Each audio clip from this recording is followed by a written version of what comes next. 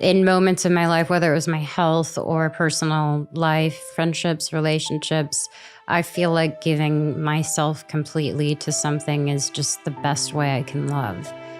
But I never wanted the pain that I endured to put some sort of guard on myself, an armor, if you will. And I never let that happen because I still believe and I still hope. I hope for love and I hope for healing and I hope for change. And I never want to lose that. Of course, there are days where I feel so far away, but I would rather continue to get my heart broken than to not feel at all. I think at first it's frightening, but I feel like if you surround yourself with people who support you and love you, you have to be careful with who you share your story with. I think that can be dangerous.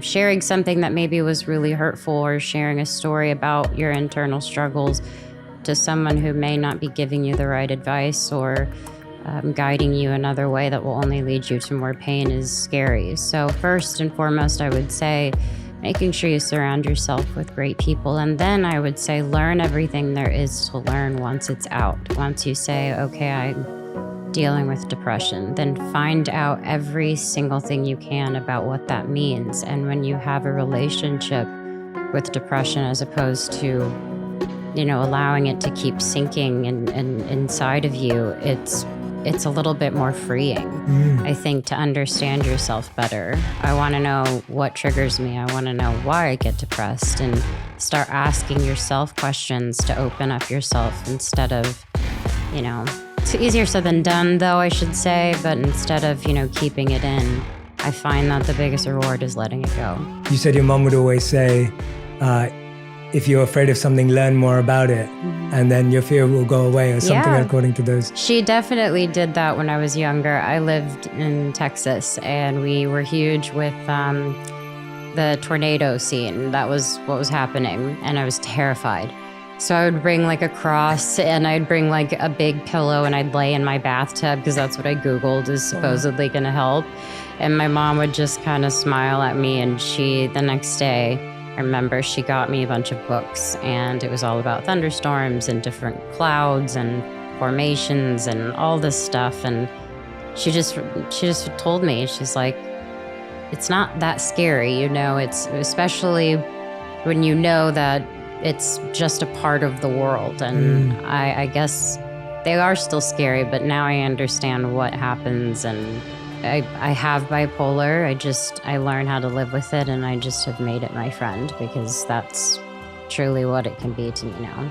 Well, to be honest, I've been to 4 treatment centers, and I have a lot of opinions on, rehabs, if you will, or, places to go. There's a lot that I don't agree with, but what I will say is, throughout all of it, learning lessons through dialectical behavior therapy or cognitive behavioral therapy, there's something that's always been embedded in me throughout all of those different moments in my life. And that was always to recognize when something was happening to me, accepting it.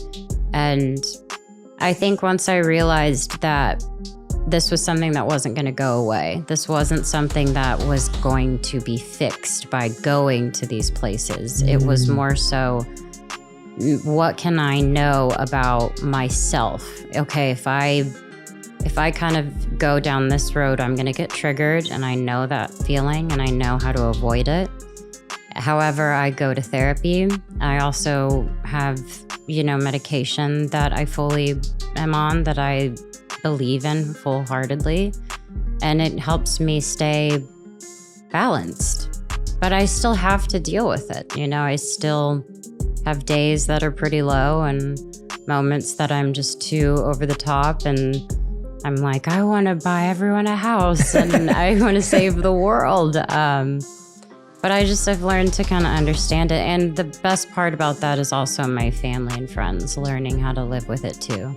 They can be great friends to me in that way. And that took a lot of time as well. It's like, it's going to rain one day, and it's going to be dark one day, and it's going to be sunny another day. And when you know that, you stop trying to fight it and change it. Yeah. You can accept it, which it sounds, from what I'm hearing from you. Yeah. I mean, it's taken me a long time. It's that's not 6 years, that's probably 10 years in reality, but it's really been interesting, and I feel better and I feel great now that I can talk about it.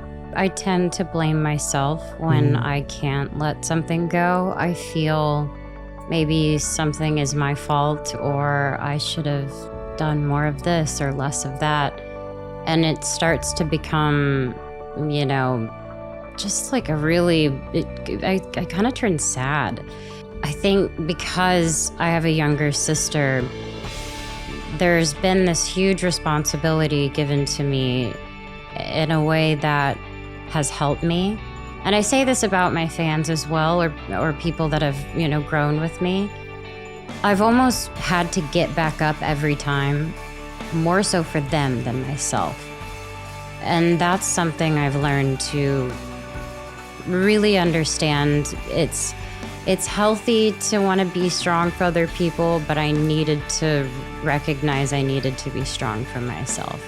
And that took a while, and it took things like making myself uncomfortable and changing my thought process, changing the things I watch on TV, changing the music I'm listening to, little things that I can adjust that will perhaps change my mood or make me feel better instead of worse, What's it like having to deal with all of this that all of us are dealing with too, but you're dealing with it with an added layer of exposure? Yeah.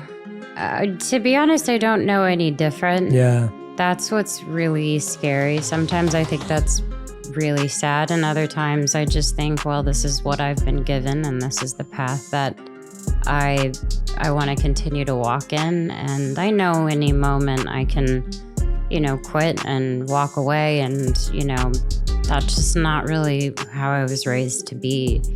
So maybe if it had happened to me later in life, I would have had a different outcome. But because I was raised in it, I really had to learn the hard way on how to deal with it, on how to not give, if you will, that clickbait that people want. And I mean, I think I do my best to try and eliminate these negative stories or this or other people illustrating my journey. I interrupt them with my truth, and that's what I will always continue to do. I started beginning to gain that confidence when I went through a breakup, and that's something that was super public, but all of those things that I'd felt so bad about myself and just so terrible, every day I wanted to debunk those feelings. I wanted to take control over that narrative because I did feel that way. But the greatest gift I got from all of that was me actually being honest with people, sharing my story, and gaining the confidence to know I am enough